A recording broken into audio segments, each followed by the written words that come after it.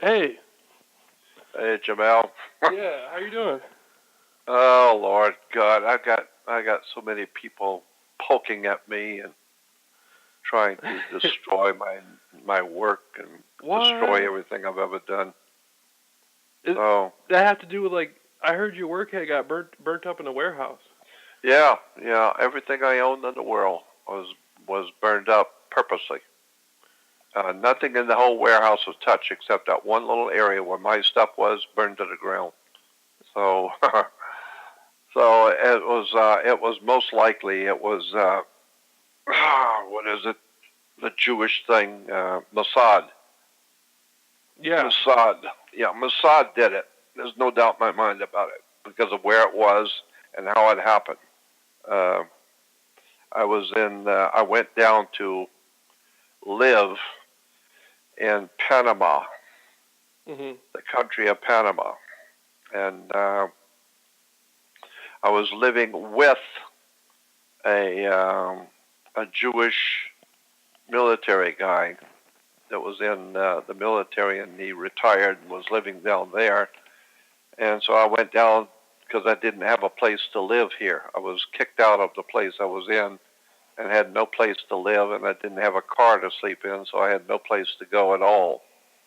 And so rather than sleep under a bridge, a friend of mine down in Panama said, just come down here. I'll pay for everything to get you down here and come down and live and just do whatever you want, but do it down here and live with me and it won't cost you nothing. Yeah. So I said, okay.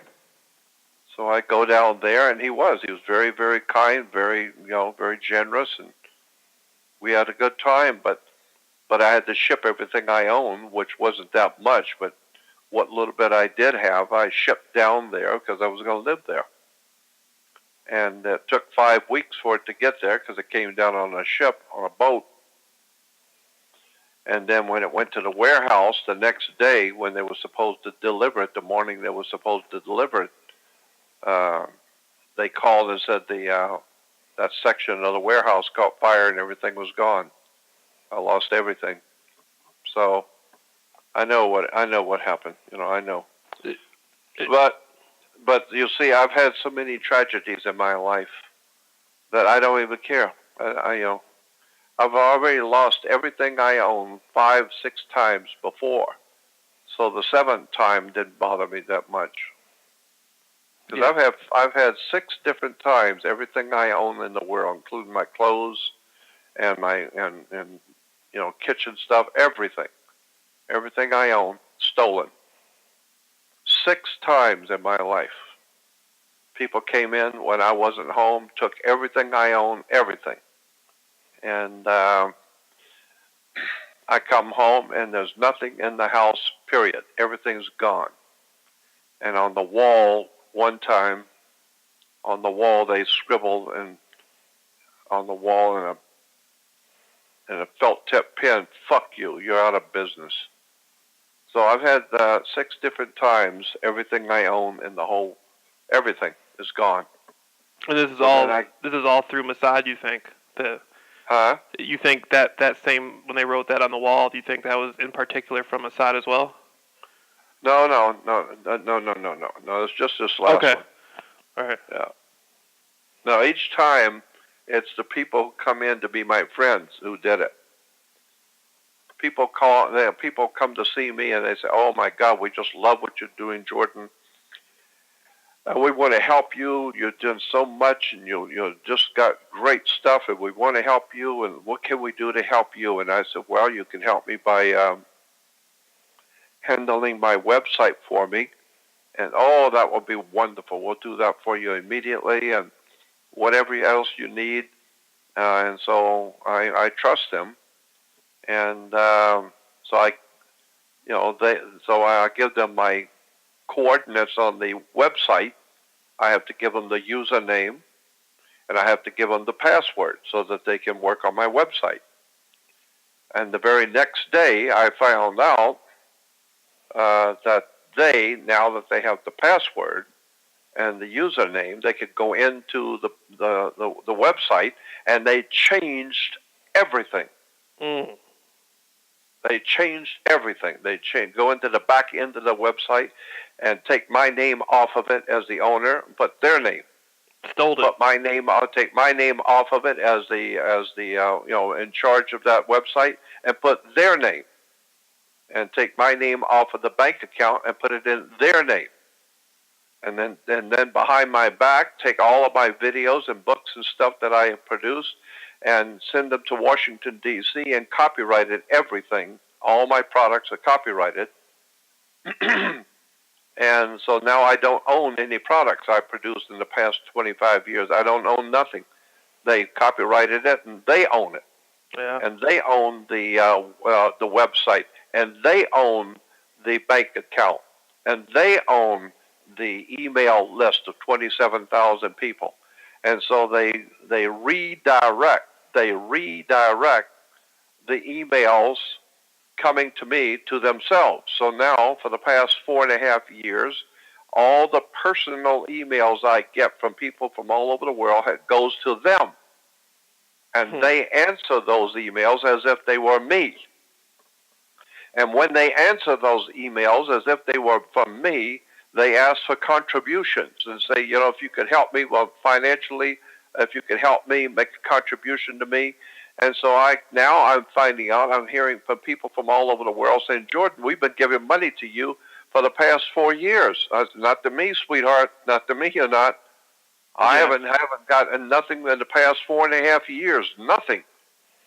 So that is what we call mail fraud. That's a felony in America. You can go to prison for that. That's federal. That's federal. Mm-hmm. And so we now have these assholes who have stolen from me and ripped me off for 4 years. We have them on 4 separate felony charges of wire fraud, mail fraud. Interstate commerce. Interstate commerce. I mean, we've got these assholes nailed, and they're going to prison. And I can't fucking wait. I want to see them. Yeah. Ooh. And I told them, I want to see you in prison. Now, I hope you get fucked every day and have your head cut off and somebody pissed down your throat. You think you're going to fuck me and leave me for dead and take everything I've ever done all my life and leave me for dead and take everything? I don't think so. Yeah. So, but they have put themselves into a bad situation because the feds know about them now. FBI is involved with them now, and it's just incredible criminality. Yeah, Jordan. So all I got to do is just sit here and wait till we go to court. I saw that the guy with the ponytail. I was looking at him on TV or on YouTube. And he's up there on a channel with Oliver Stone's son.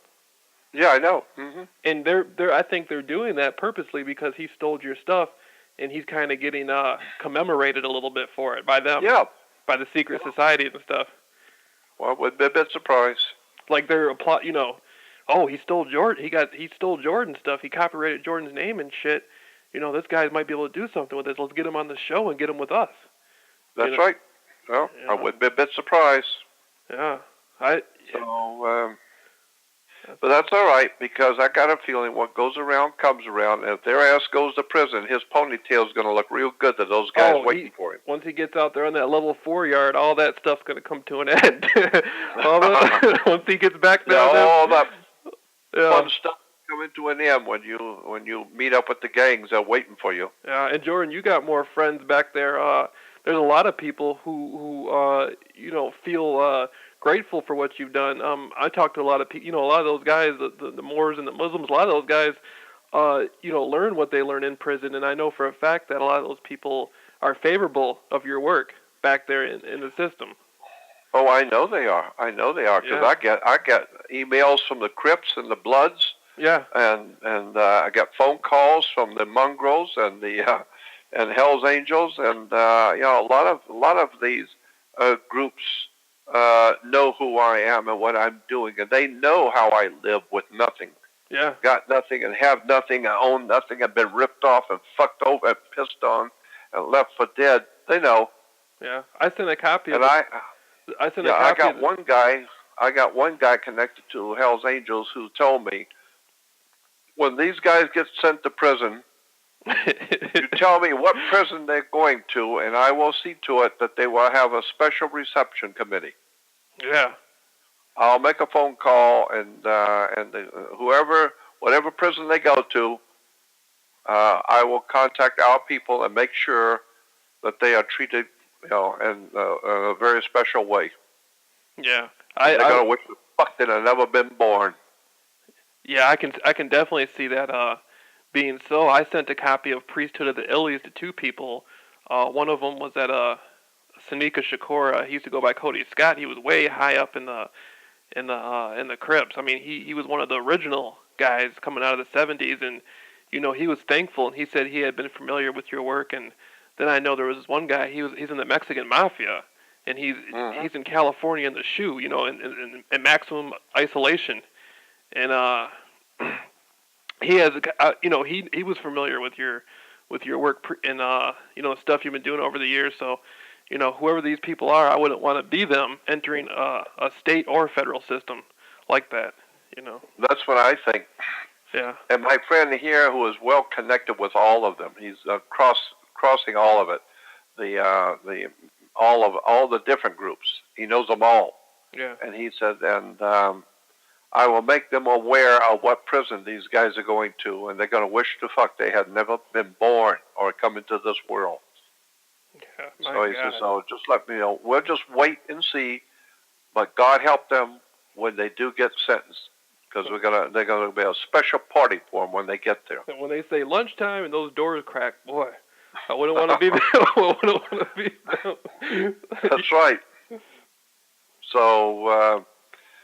And they're cocky and arrogant. They think they're in charge and they're going to do this. Yeah. And they also, incidentally, in California is where I am.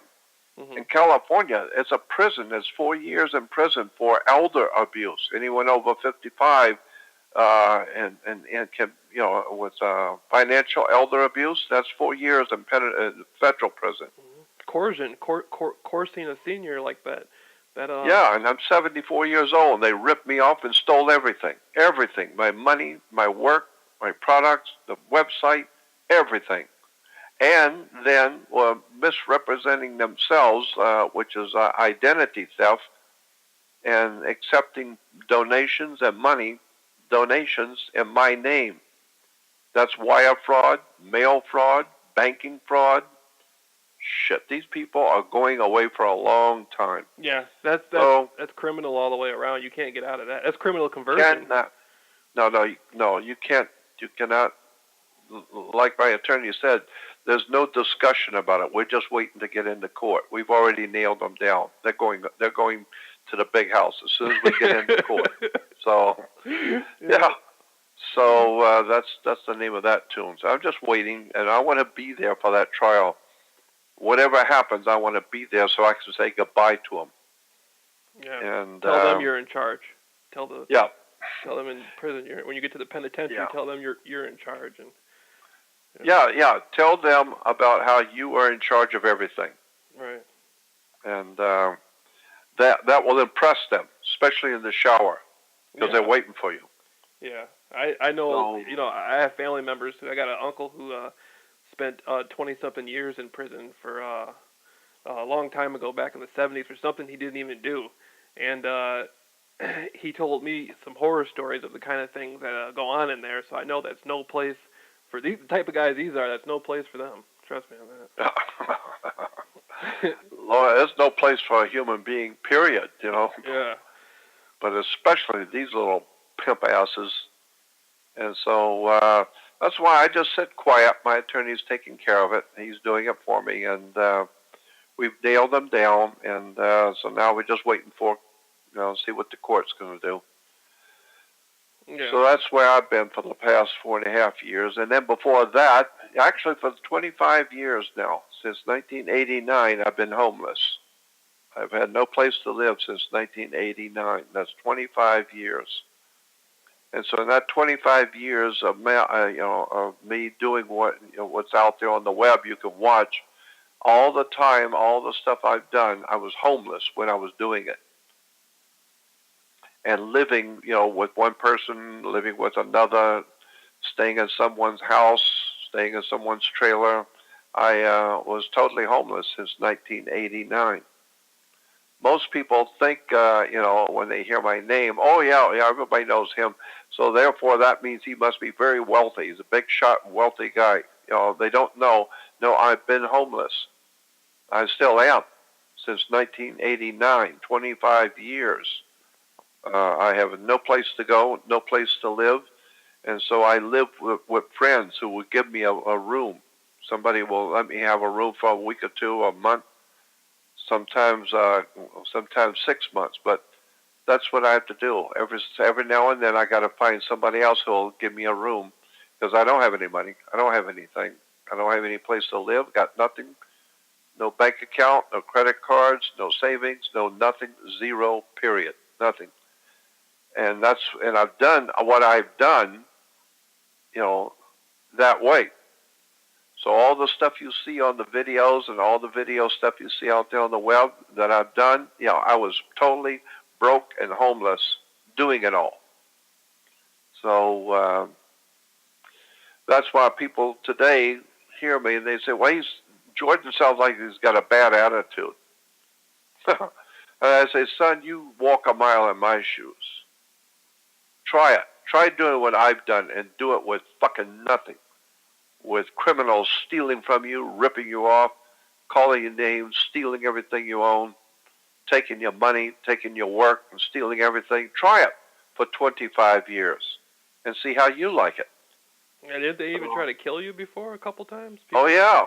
Yeah, and now I'm told by my friends in government, because I've got some very, very powerful people in government who are my friends, and they tell me, you're on a list, so don't be surprised if they come and arrest you soon. I said, yeah, I know. Thank God. At least maybe I'll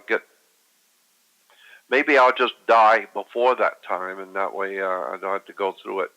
But I'm expecting to be arrested at any time. And it doesn't matter to me. I did the best I could. Of course, I won't be homeless anymore. At least I'll have a place to stay. So that's my life. That's what I did. Because and you've I paid for it. Because you decided to dedicate your life to truth and wisdom and try to educate people about it. Now you're on a list. That's it. That's how it works. Yep, that's how it works. So, when you're in the gang and the gang loves you and they like you and you like them and you play the game, everybody's happy. But if you start showing signs that you are beginning to question the veracity of the gang and starting to question things, and they find out, your ass is grass. If you're in the mob, the mafia, and they find out that you are thinking about turning state's evidence and deciding you don't want to be in that mob anymore, well, your life is in danger. Fucking period. Somebody finds out about that and it goes up through the ranks, you're a dead man.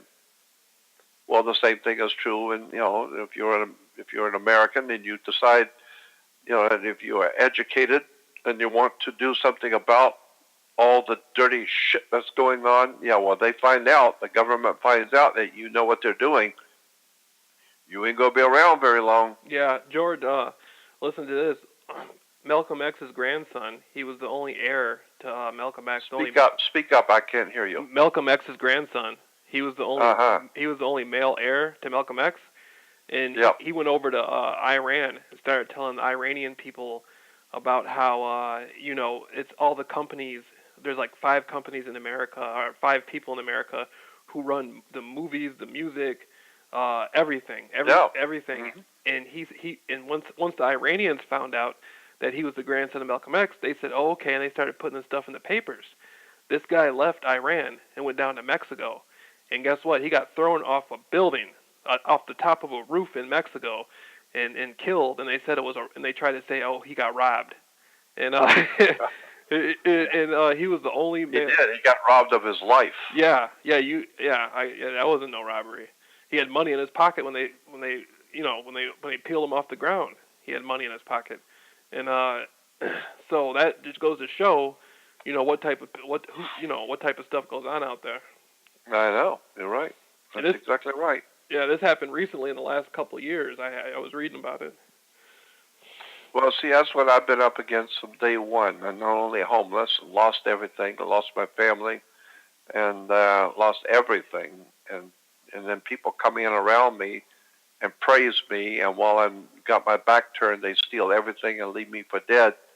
So at this point, when this is over, when this trial stuff is over, and if I get my life back, I think I'm just going to retire quietly, dropped off the end of the earth.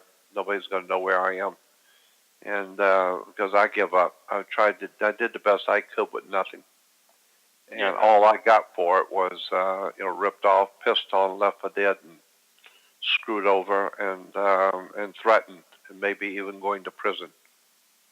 So I'm not interested in any of that shit anymore. Because today they don't throw you in jail. Today they take you to a warehouse and torture you till you cut your fingers off and poke your eyes out and make you wish you were dead, and then they kill you. Mm-hmm. So that's America today. So I'm not interested in any of that. I'm 75 years old. I just would like to live out whatever time I have left quietly someplace. Well, Jordan, and who, like you're saying, Mossad was behind your warehouse getting burnt down and stuff, and I had been threatened a little bit, not exactly threatened, but I was doing a channeling session. I was asking about the different factions in Jonestown, like the Tavistock Institute and Mossad and the Rat Line, and these guys get together and sometimes they have issues with each other. And the guy doing the session told me, my life, the channeling session, he said he can't really tell me any of this stuff because my life can be in danger for just knowing it. Well, that's true. You know that as well as I do. Yeah, but I'm wondering a little bit about how that works. Who you've been targeted, and I think you know a lot more than what you've been sharing. Oh shit! I haven't even told you one. I haven't told the world 1/10 of what I really got. Yeah. Well, but I'm not going to either. I can't now, and yeah. I can't now. It's too late. And besides, it's irrelevant now. It's too late. So what would it accomplish if I tell people the real truth of what I really know? What would that accomplish? First of all, nobody is going to know what the fuck I'm talking about right. because it's so fucking stupid. They wouldn't know what I'm talking about. And the 2 or 3 people in the audience that would know are going to be government. And now you're really in trouble. Yep. And and so and even if the whole audience understood and everybody got it, nobody's going to do shit anyway. Yeah. So what? So everybody understood exactly what you're talking about. Everybody's got it, and they realize it, but it doesn't have shit to do with football or basketball or Paris Hilton getting laid or anything of any importance. So, it was fun listening to Jordan Maxwell. He was very entertaining, but nobody gives a fuck one way or the other. As long as the baseball, nobody can enforce it. But they can't change it anyway. Right. So. I hear you.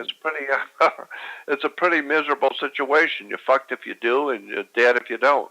So either way. So at this point, I just did the best I could, and I'm not looking to be a hero. I want to be able to retire someplace and be done with it. Because I'm almost 75. I'm going on 75 years old. I'm not interested in the bucking the world and trying to save the world. Shit, Jesus tried that, and you see what they give him. So, and Nikolai Tesla and Royal Rife and all the other great minds and geniuses, they all died of pulpers or a bullet in the back of their head. And, Royal Rife, all the scientists too. There's so many scientists out there who've been basically murdered, and they always say it's a suicide. Yeah, suicide. Shot in the head 3 times. Yeah. Suicide. Yeah, I saw that. Yeah. Yeah. Yep, stabbed himself in the back 14 times. Suicide. Yeah, just like Phil Schneider. You remember him? Yeah. Yeah, of course. I think know all about him. he got strangled with piano wire or something, and they tried to say Something.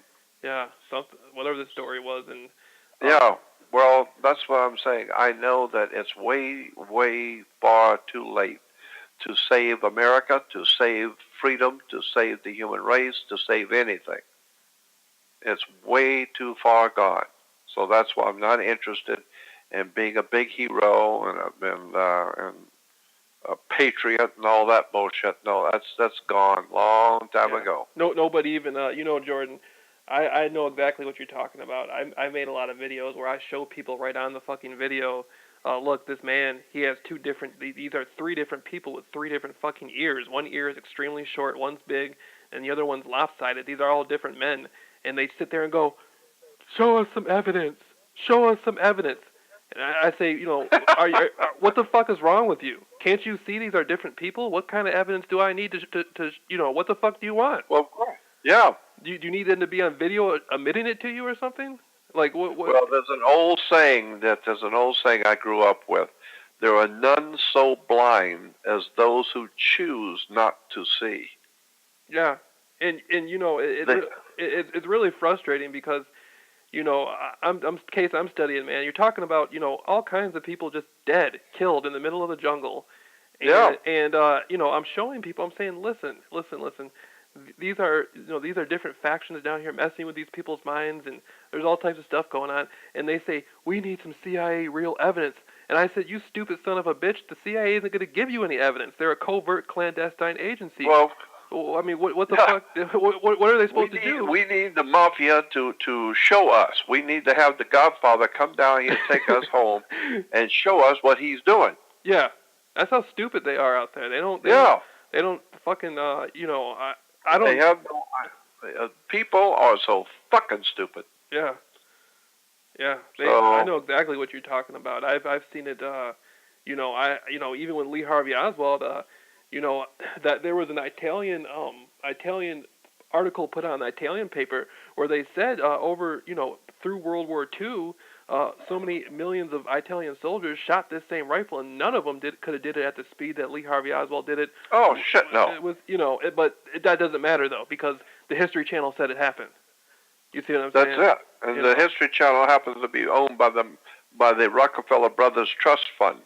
But nobody cares about that because it's not important. Yeah. Or I want to talk to you about something, Jordan. I was watching a David Wilcock video, and I noticed he was using a lot of hand voodoo. Like, how that has to do with the neural linguistics, like on people's brains. And he was doing signals and codes to the guy across from him. And, I thought he came from like a rich family on the East Coast and a lot of stuff like this. And it seems like right inside the conspiracy movement, there's people who are operatives of other orders coming. Oh, I'm sure.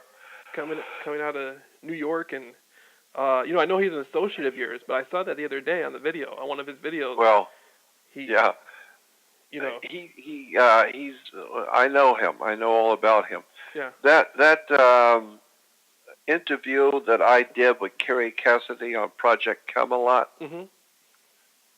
Do you remember? Did you ever see that? I saw you had like 3 or 4. You had at least 3 videos you did through Project Camelot with Avalon too, with Bill and Kerry. Yeah, well, the one that with Bill, that was done in Europe. That was not done here. That was done over in Switzerland, Zurich, Switzerland. Mm-hmm. Yeah, I remember you saying that. Project Avalon. Yeah, but the one that I did with Kerry was done at David Wilcox's home. Mm-hmm. And David Wilcox comes from a very, very wealthy family. Mm-hmm. And so the reason why he gets top billing at all the big conferences, all these conferences, they are always promoting him, David Wilcox. Mm-hmm. And the reason why is because I know him. I know what's going on. And David has the money.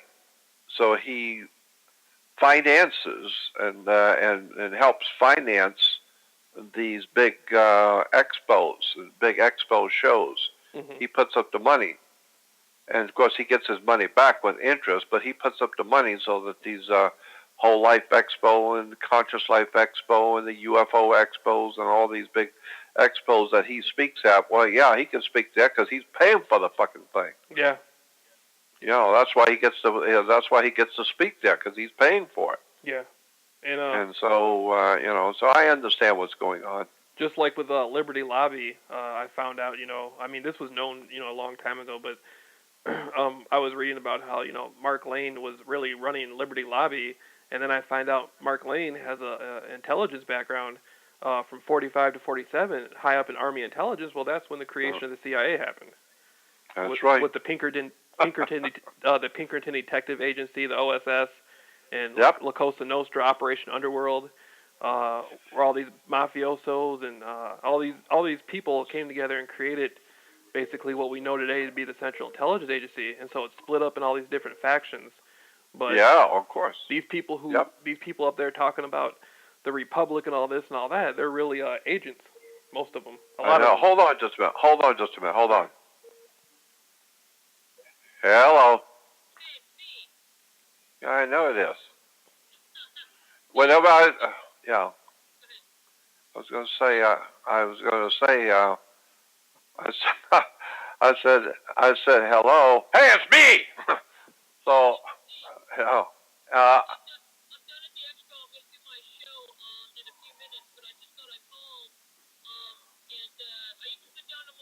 yes, I'll be down there tomorrow. Mm-hmm. Yeah. Okay. Yeah, about 1 because I was supposed to be on that panel at 2 or something with Kerry Cassidy, but they've decided, not Kerry, but whoever else is involved with it decided they don't need me. So but Kerry said come in anyway, even if I'm not speaking. Come into the room and and bring books and everything and be there in the room, even if you're not speaking. So, but I guess the subject is conspiracies in government, so they figure they don't need to hear from me. Yeah. So, I figure I don't care.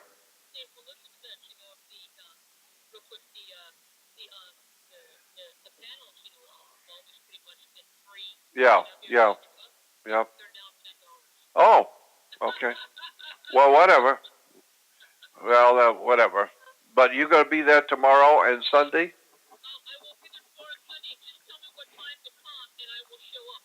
Okay, well, let me ask you something. If you're going to, are you going to be driving yourself down there?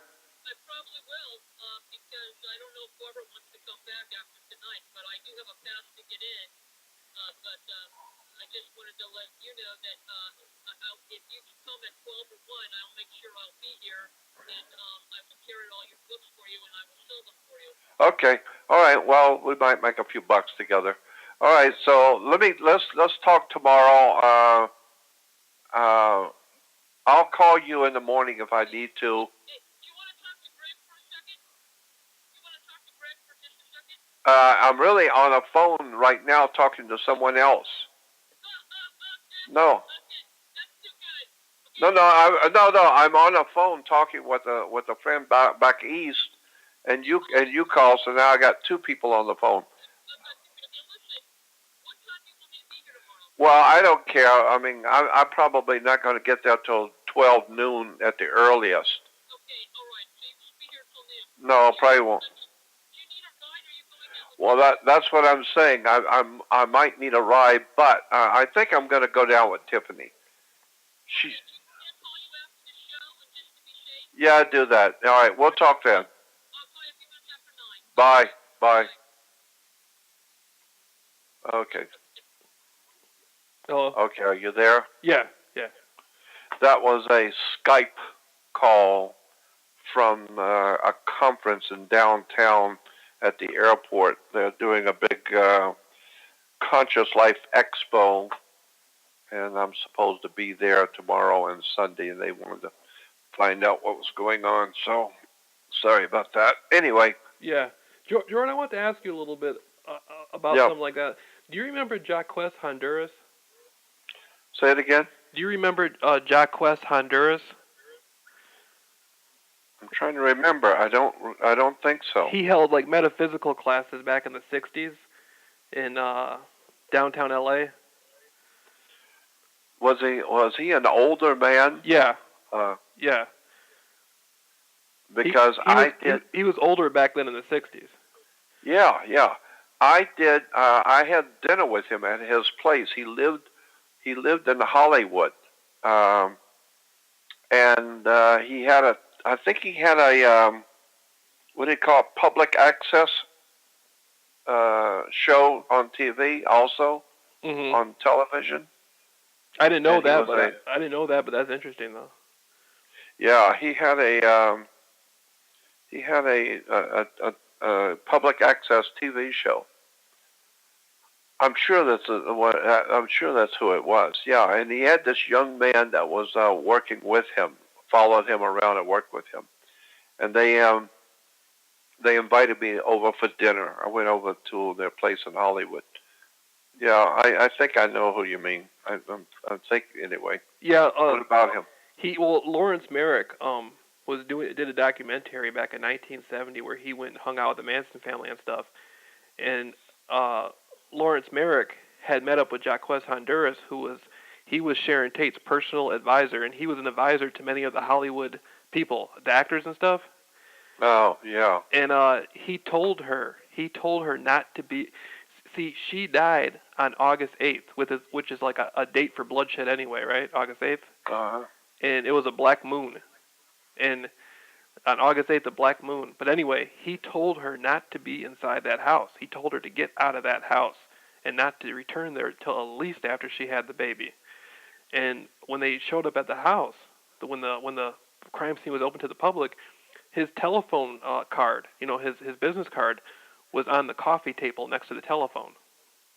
Like he was gonna, and that probably wasn't the same person I'm thinking of then. He was an older man. Was he kind of bald? No, no, I recall that he had white hair. Okay. But it doesn't matter. It doesn't matter. I don't know if that was him or not. But anyway, go on. Yeah. Did you ever meet Mae Brussel? No, but I used to listen to her all the time. I got tons of her tapes and used to listen to her a lot back then. That's a long time ago. Yeah, she still has stuff out there today. You can still go on the web and hear all of her old shows. Yeah, I remember the last broadcast she did was about that Franklin scandal, about Aquino and all that. Yeah, I remember that. Yeah. Yeah, and then she, like, the night she died, the house across the street from her burned down. And she had been saying that it was the CIA in the house monitoring her. Yeah, I wouldn't be that surprised. It seems like Jordan's fires, like in Laurel Canyon, there was always been a lot of strange fires. That's right. At Universal Studio, that it burnt down a few times. Strange fire. Yeah. It seems like something about LA and fires. There's some sort of weird occult thing with that. Well, I wouldn't be a bit surprised. They'll kill people around here, cheap about a dozen. Find bodies all over the place and human sacrifice and people's heads being cut off and bodies being found in the L.A. wash and all that kind of shit just goes on all the time. Yeah, and they're not known. The people who are really behind Hollywood, like the motion picture industry. Oh yeah. And I've been able to track down that a lot of this stuff had to do with the Soviets. Stalin's propaganda team. Weren't these along the lines maybe the same? Of course. Yeah, I've heard that too. I've heard that. Yeah. I wouldn't be a bit surprised because it's been very, very pro-communist, for many, many, many years, going all the way back to the 40s. So, yeah, I know it's very, very pro-communist now. And and I know that. I understand what's going on. Yeah. And the only good side of it, the only upside, is that the communists run Hollywood, but the Nazis are out there, doing their part to protect us. So the SS and the Gestapo are out there too. Yeah.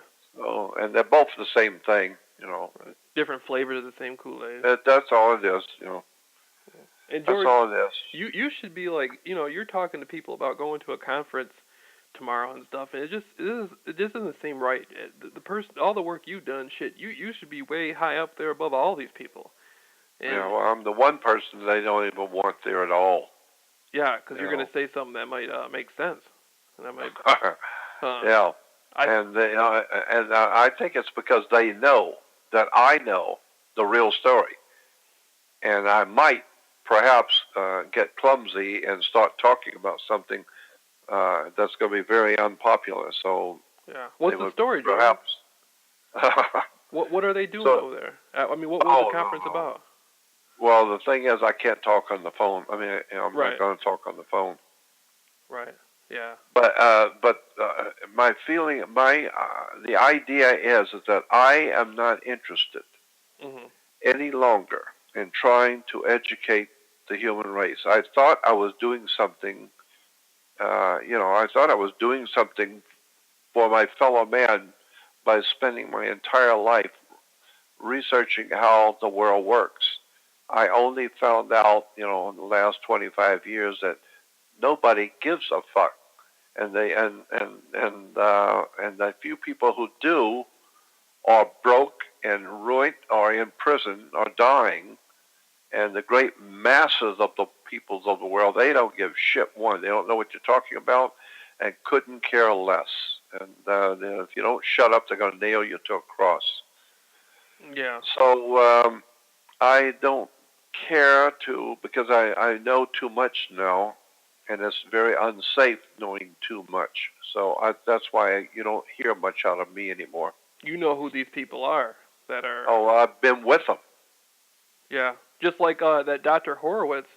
I was watching a conspiracy con, and I think you were there, and Michael Tessarian was there. And Michael Tessarian pulled Dr. Horowitz's card and was talking about how he was a Knights Templar right there in the conference. Yeah. And I wouldn't be a bit surprised. And of course, I know that I know other people who are connected. I've come to the point though that I'm not interested anymore. I used to be many years ago. I was very zealous for reading and studying and finding out, and going down the rabbit hole. But not anymore. I'm not interested anymore. Well, they couldn't buy you off. I mean, weren't you told that some important people from back east were going to approach you and try to turn you into, like, I know, their golden boy, and if you said no, that would make you an enemy of theirs. And that's right. So, but happily, that hasn't happened, and it probably never will. Right, because they know you can't be they're buying.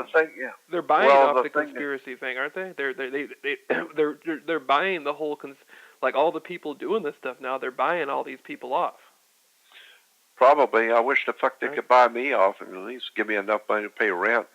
So I could buy some groceries. And people think I'm working for the government. Yeah, well, come see how I live. Sleeping on an airbag in somebody else's home, penniless. I mean, if I was working for the government, at least I'd have enough money to buy a hamburger or something. Jordan, I'm not. Can you elaborate a little bit more on that? Because I see you wrote books with Paul Tice, Alan Snow.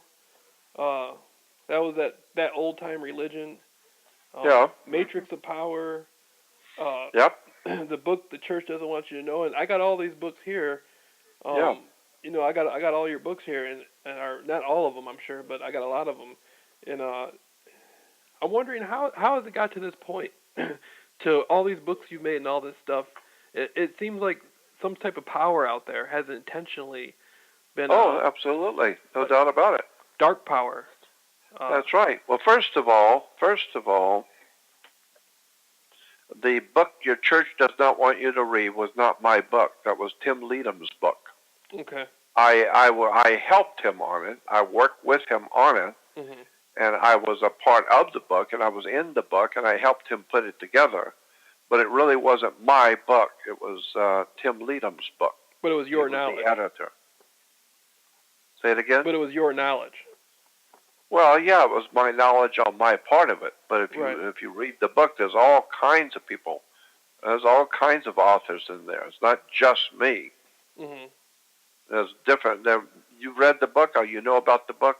I got the book. I haven't read the book yet, but I got it. Okay, well, it's many different writers. It's about a dozen different authors, and they all came together and did a chapter, and so each one has a chapter in the book, and there's different subjects, different authors, and Tim Leadham was the editor in charge, and it was his idea to get all the experts together and talk about all the different subjects in relation to religion and commerce and put them all together.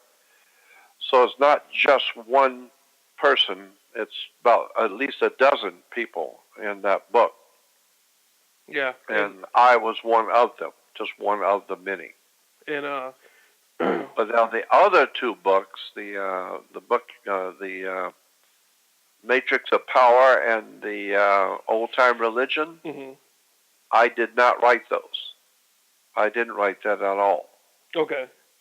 What happened was Paul Tice, my friend Paul, who owns a Book Tree Publishing Company, he was a very close friend. He's always been a very close friend of mine.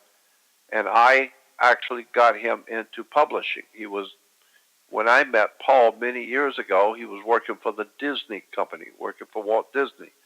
And but he wanted to be a publisher, so I helped him when he quit Disney to get into publishing. I helped him and got him into publishing, and today that's what he does. He's a publisher. Well, that's what he always wanted to be. He was a publisher, so now he is.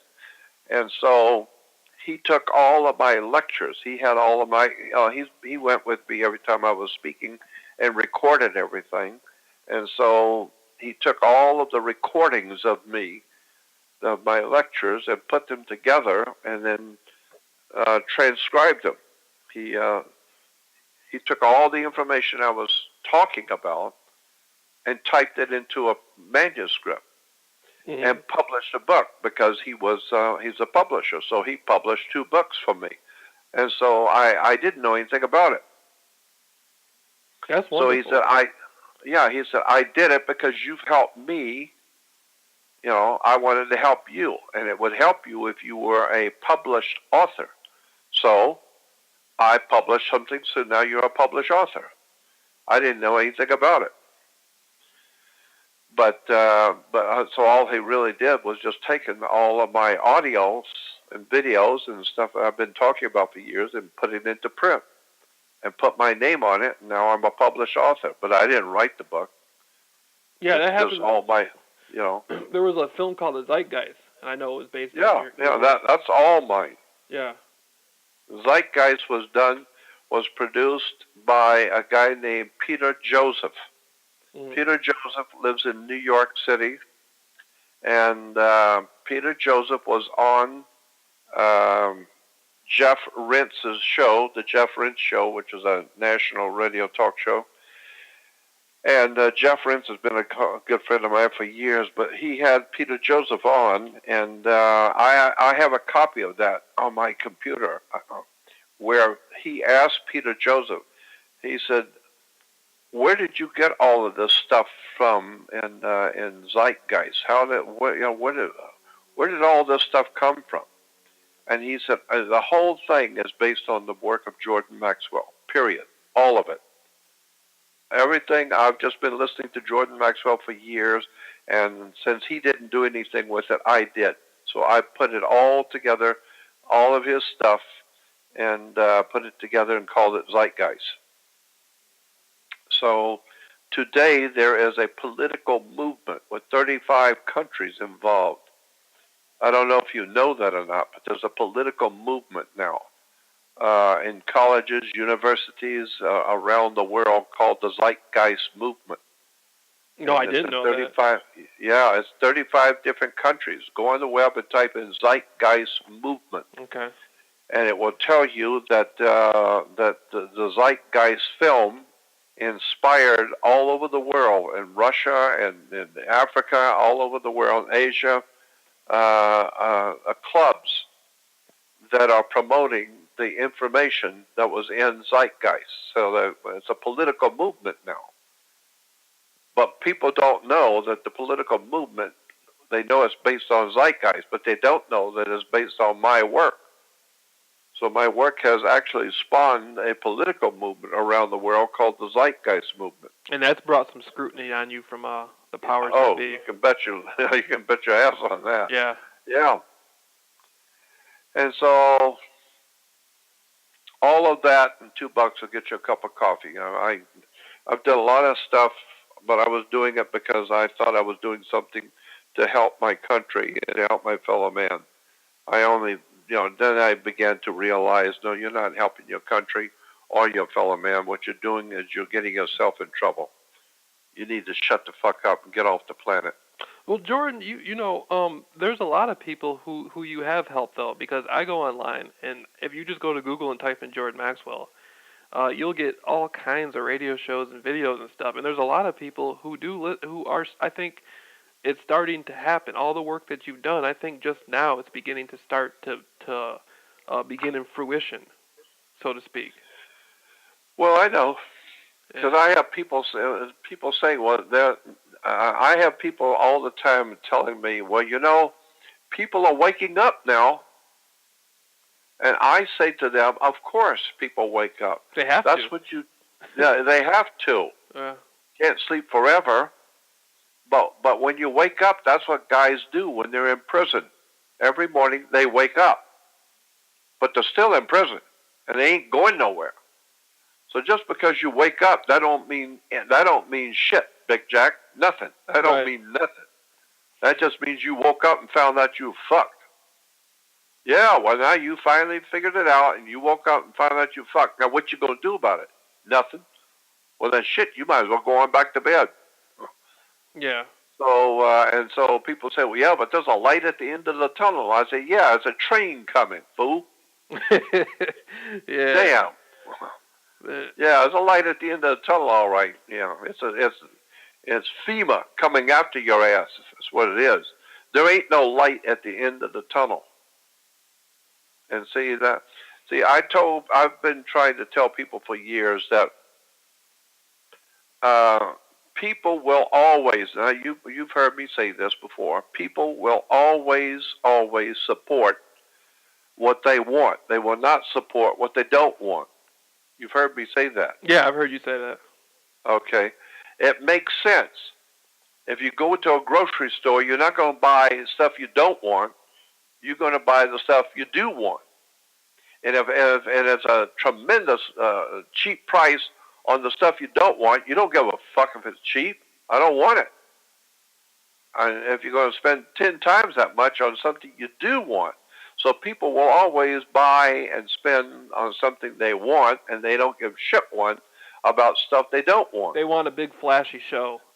Well, whatever it is that they want, they will pay for. They will not pay for what they don't want. Jordan, I've seen where people will know, like, people won't even know 10% of what you know. And they make all kinds of money with these radio shows and shit, just selling it, because they can provide a big flashy thing and do all this, and people are so stupid, they go for it, but they don't come to the source. I mean, you're the source. If it wasn't for you, at least 80% of this shit out here wouldn't be out here. Well, I know. I mean, but I've lived in Los Angeles for 54 years. Mm-hmm. And for many, many years, all the way back in the 70s, I was giving lectures in the motion picture studios.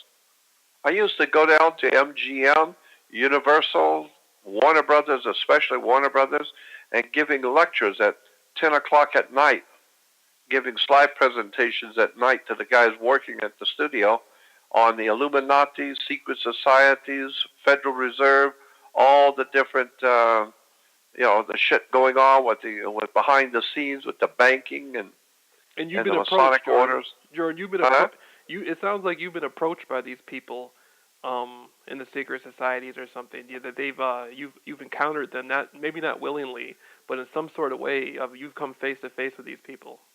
Oh yeah, I have, no doubts about it. What did they tell you? And can you talk about that? But they just let me know in a very courteous way. They're not threatening. So they let me know that you're on a list, and so try and understand that when they come for you, you got a big mouth and you're talking too much, And there's nothing personal, but you've caused a lot of trouble. Yeah, because so, humans are there because they're basically saying that they're the pimps and the humans are their bitches, and you're fucking up their thing. You're fucking up. That's exactly right. You're trying to free the bitches, and Yep. and they that is bad, and they ain't good for business. Yeah, that's what it looks like to me. No doubt about it. That's exactly what it is. But it's precisely what it is. They're basically saying to me, "Where the fuck do you come off with talking about this shit? The fuck's wrong with you? You know, don't you understand who runs this fucking country, airhead?" I said, "Yeah, well, don't you understand the people who run this country also run the whole fucking world? Yeah, and you out there shooting your mouth off and fucking talking to people about shit that they don't need to know? Yeah. Well, you better go back and do your homework, son. You looking to get yourself whacked." Yeah.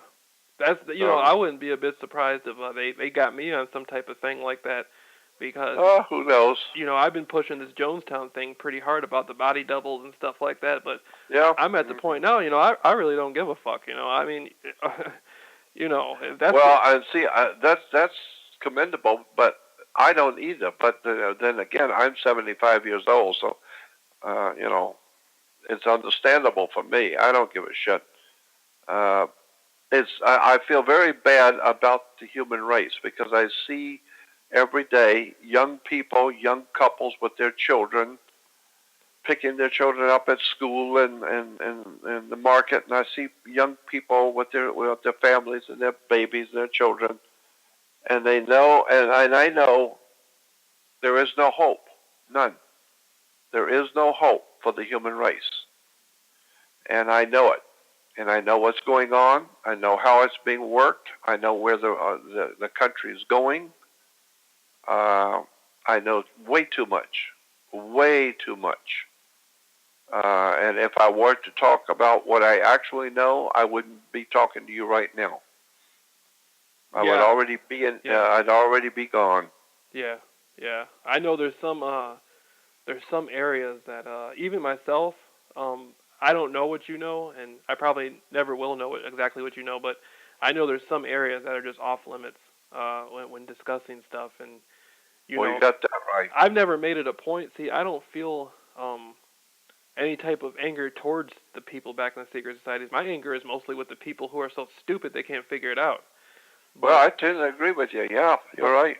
But my subject is I'm just studying what I study, and I'm just doing this mainly for the knowledge itself, and if I can't do that, then that's just the way it's going to have to be. If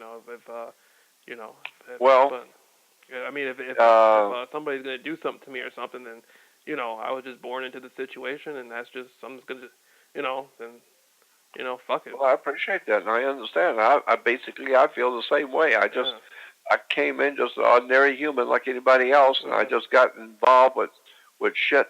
I didn't plan on doing any of this. Yeah, where the fuck are the people who are supposed to be? Isn't there some sort of agency out there that's supposed to help people who tell the truth or something? They got a million different fucking agencies to fuck you over, but isn't there a group of people somewhere supposed to be helping people? No, that sounds good. That was in a Hollywood movie. Yeah, that was in a movie. Yeah, Jesus. What's really going on here is that. If you study what Mao Zedong did, what Mao did when he took over China, one of the first things he did after he came into power in China is he had all the top communist leaders across China that were under him. He had all of them go out and badmouth him in public. And all of his top leaders all began to spread stories about Mao as he's a criminal, and he's this and he's that, and he's a liar, and all this kind of shit, bad mouthing Mao. Why? Because he told them to do that. So they're out bad mouthing the Mao and calling him every name in the book, and they're the communist leaders. Mm-hmm. And so the people hearing the communist leaders ranting and raving about Mao, well, what they were saying was obviously true. Mm-hmm. And fuck, everybody knows he's a fucking criminal. You don't have to be a brain surgeon to figure that out. And everybody knows he's worthless as a tit on a boar, and he's sold out his country and all that. So everybody realized, and they knew that was true. But now that the communist leaders are saying it, now they felt more safer coming out and agreeing and talking about it, because even the leaders now see it. So now the people start talking publicly about it, because they feel safer knowing that all the leaders across China are talking about it. That's what Mao wanted to know. That's what Mao wanted to know. Who is it that's thinking that I'm a fucking criminal? Who is it that could be my enemies? So my people go out there, that I hire them to go out there and badmouth me, so I can see who is thinking this way. And so the people who jump in with my leaders and say, yeah, you're right. You're right. That's what he wanted to know. There's no way that he would know who loved him and who doesn't love him, who was loyal to him and who's not loyal to him. So the only way to do it is to put your own people out there bad-mouthing you and see who jumps in to support them and get their names and their addresses and where they live, because they're out there supporting the communist leader that's calling the Mao a criminal. That's what he wanted to know. Who's going to agree with him? Yeah. So now they know. Now Mao knows who's thinking and who thinks that way. He already now knows who you are. And then you find out all the communist leaders were only doing that because they were told to do that. Mm-hmm. And now all the people that were innocent coming in to support these communist leaders and what they were saying, now Mao knows who they are and where they live. That's what he wanted to know. So anyway, that's what's happening here. Yeah. Yeah. I think that's what's happening here. That's why what's his name? Alex Jones. Alex is a great guy. I like him and all that. But I think now that the government is just watching who's agreeing with Alex and who's on the show, who's agreeing with him. And one day soon, the come down's going to come down, like Dick Gregory used to say. When the come down comes down, they're going to come knocking your door, and you go into a FEMA camp, and you are finished. They want to do your ass is out of here. I look at it like, they want to do that anyway. Well, they're going to do it anyway. Yeah, it's coming. So, and it's coming for the whole country. And the only good part about this is I want to at least live long enough to see the whole country fucked and people being thrown into prison and all that, because I just want to see it. So when people are crying and all that crocodile tears, oh my God, they put my father in prison and all that, I say, yeah, okay, well, going out and jump all out there in the street and act like a little jackass, jumping up and down for Obama. Oh, we just love Obama. Yeah. Well, just keep on jumping up and down for Obama while he's stuck in fucking putting your family in prison, you fucking moron. Yeah, exactly. Yeah, just jump around and dance and cry and just beat yourself in the chest and cry about, oh, I just love Obama. Yeah, well, he's going to fuck you good, because he's working for the boys. He's working for the man. He's related to Bush and all that. Yeah, I know. Yeah. By blood, yeah.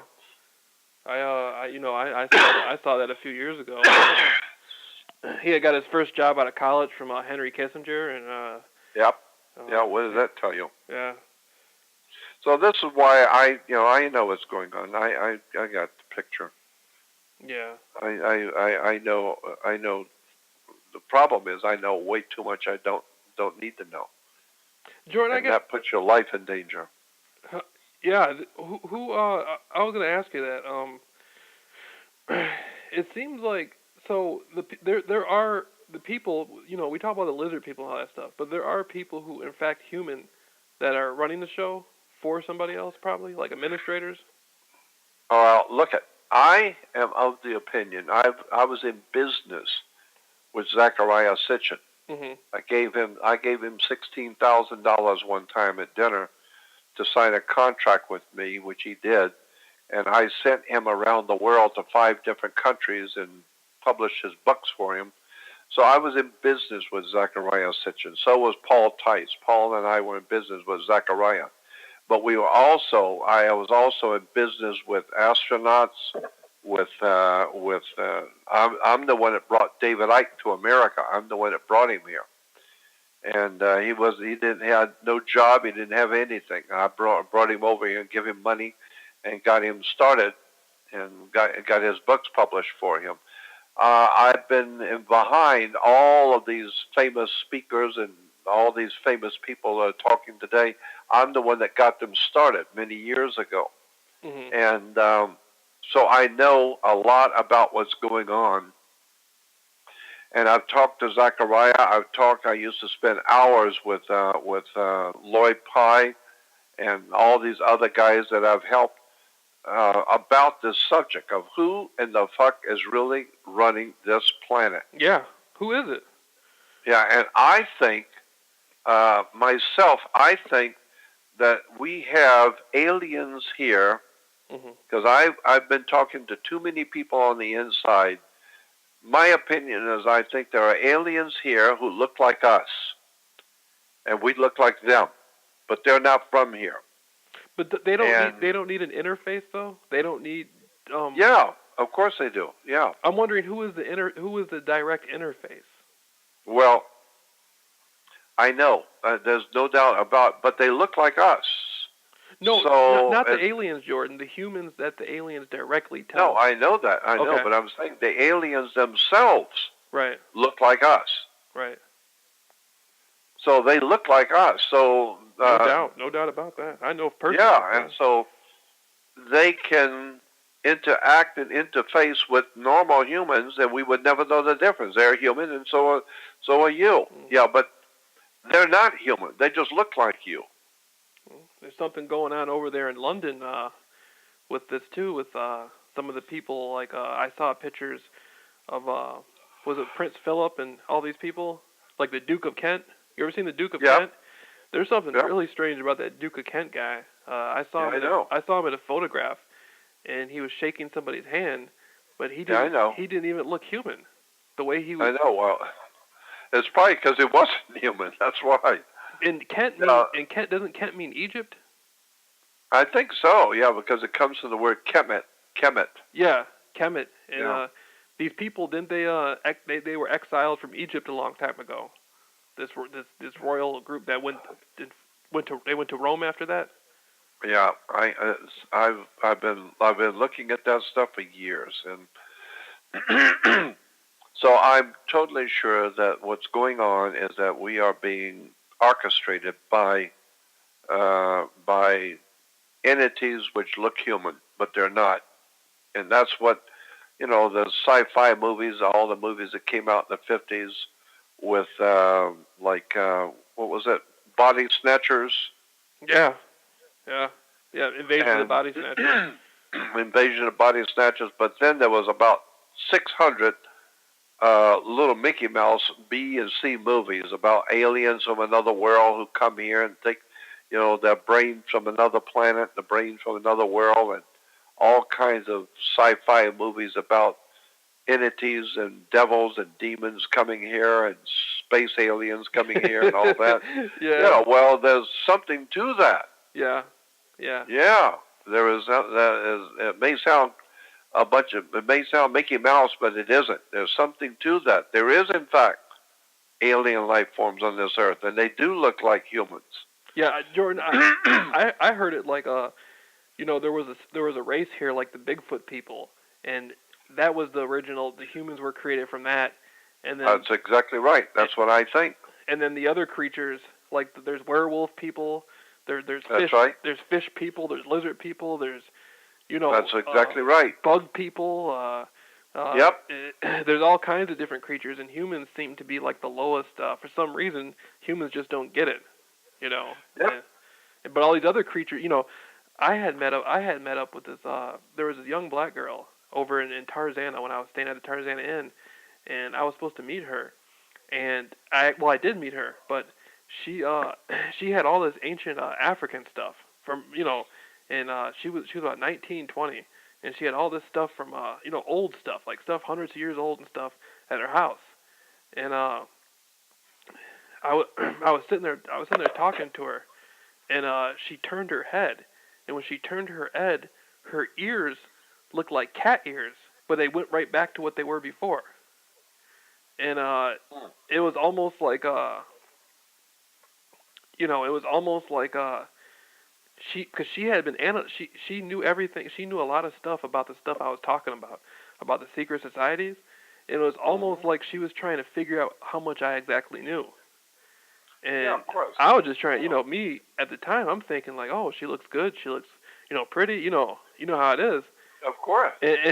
But really, she's trying to analyze what does he know, and Yep. she, right. and listen, she could hear noises from extremely far away, Mm-hmm. and it was like it was really tripped out, and I know all about it. I yeah, know all about it. I've met those kind of people. yeah, One of my good Masonic friends was telling me that